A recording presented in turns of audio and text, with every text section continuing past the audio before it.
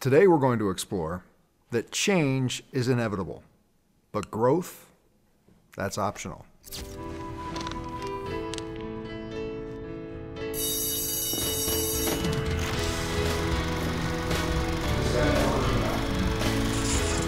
the first step.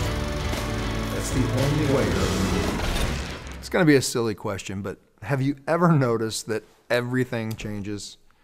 Technology changes at a breakneck pace. Your community changes. You leave for a week, come back, there's a new store that's been built. Friendships change, seasons change, your body changes. The challenge is that many of us think that change equals growth. Growth, it's a conscious choice. Growth is about adapting to those changes in ways that will serve you and others. Many of us, though, are so scared of change that we're not willing to take the steps to grow. We fear change just because it's different. We fear change, or we avoid change because we've been taught that that's just how it is. But again, change happens. If we look at our society, anywhere from a personal level to a global level, relationships change. If you don't, the relationship ends. Economic situations change. If you don't grow, if you don't adapt, you're going to find yourself in trouble. The way that we operate globally changes. And if you don't educate yourself, take that responsibility to learn how to interact in that new global community, you're going to find yourself struggling. So how can you become active, become aware that you need to grow or that you desire to grow? First thing is you become uncomfortable in how life is. And then you make that conscious choice that you are going to adapt. I'll give you an example of growing. What I like to refer to is creating the grandest vision of yourself. When you decide that you are taking responsibility and you're looking at growing, you need to create a vision of who it is that you desire to be. And I'm not talking about your complete life vision. That can be so overwhelming that you never want to sit down and even begin to go, okay, my life, my relationship, my finances, my health. Pick one area, just one. Take one small bite. The example that I want to share for me was my life as a musician. I was living in Pennsylvania. I had recorded a demo tape that had been getting great reaction from people in the musical community. I had interest from a manager who used to manage Don McLean, the singer that was famous for American Pie, and a music publisher who worked for MCA Records in New York City. And they were interested in my music, and they asked me to move closer to New York City so they could see how I developed as a singer and a songwriter. Well, that was change. Change was being offered to me. But I decided not to just go with the change. I decided that I was going to grow, that if I was going to move from the small pond to the big ocean, I needed to step up my game. So I had to create the grandest vision for myself of who I was going to be as a singer and a songwriter. So I started listening to all the CDs that I had. And I looked for who was the singer that just impacted me the most. And at that time, Richie Sambora, the guitar player for Bon Jovi, had released a solo album. And when he sang, I felt every note. And I said to myself, if I'm going to do this, I want to be able to make people feel the way that I feel when he sings. So I looked at the liner notes and I found out who his vocal coach was, and I went and studied with her.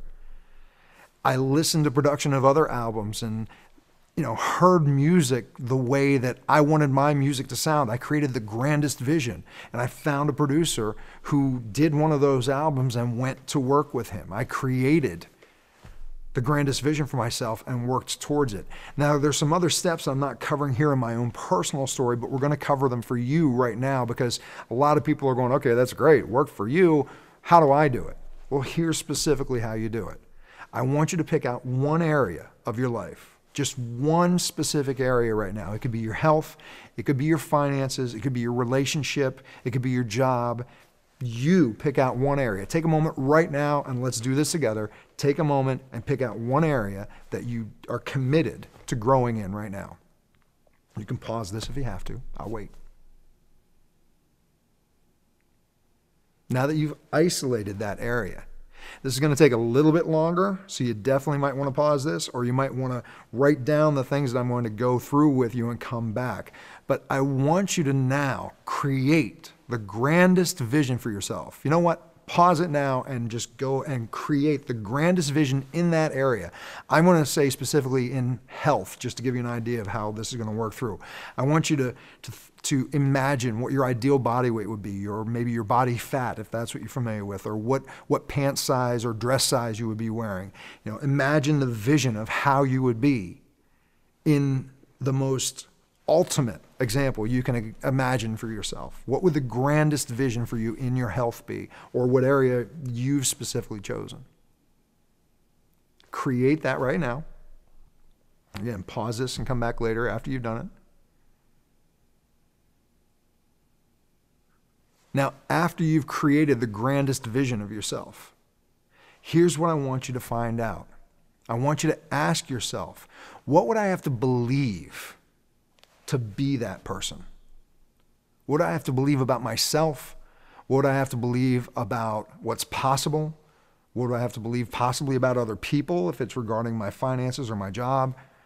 What would I have to believe globally is possible? Just ask yourself, to be that grandest vision, what would you have to believe? Again, I'm going to give the example of health. Maybe you have to believe that I have the ability to eat healthy meals every day, or I have the ability to exercise in a way that lessens my body fat and builds my muscle mass.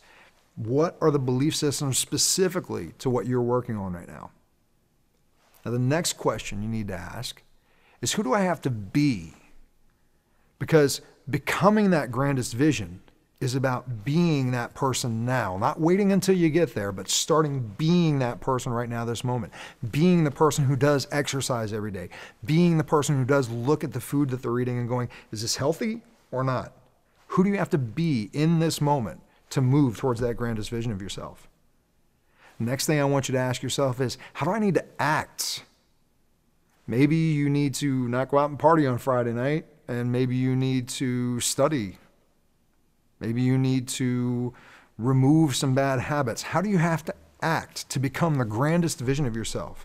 And write these things down, because this is going to be the fuel that moves you forward. Another thing that may not seem to be a big deal, but it is very important, is how do I need to communicate to achieve this grandest vision?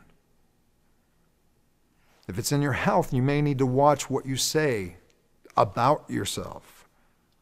You know, well, I can't do this because...